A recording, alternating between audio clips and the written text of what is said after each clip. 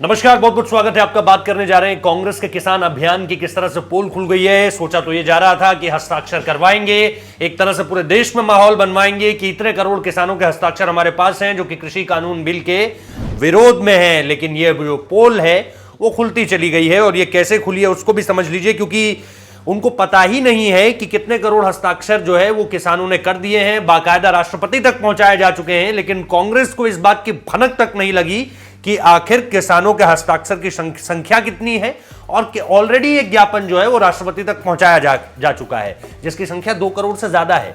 लेकिन सबसे बड़ी बात यह है कि इस पूरे के पूरे अभियान को चलाते वक्त कांग्रेस ये सोच रही थी कि हम कहीं ना कहीं क्योंकि एक सवाल यह भी था कि भाई ये जो किसान सिंघू बॉर्डर पर हों चाहे इधर गाजीपुर की तरफ हों, क्या यही वो किसान हैं, और क्या इन्हीं किसानों के बल पर यह कह दिया जाए कि भाई कृषि कानून बिल पूरी तरह से खराब है। इसलिए एक तरह का अभियान शुरू हुआ कि चलिए पैन इंडिया देश के अलग अलग हिस्सों में जो है वो ले जाते हैं पूरा का पूरा सर्वे और हस्ताक्षर करवाते हैं किसानों के।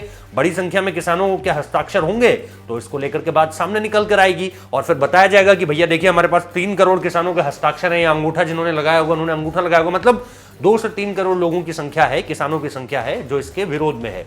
लेकिन इससे पहले ही कांग्रेस कुछ ऐसा करती, उससे पहले ही किसानों ने अपनी तरफ से ज्ञापन जो है सौंप दिया। इसका मतलब ना तो कांग्रेस के नेताओं को इस बारे में पता चला, उनके जो प्रमुख नेता हैं वो तो मिलान निकल ही चुके हैं, इसको लेकर के हम आपको जानकारी दे ही चुके थे।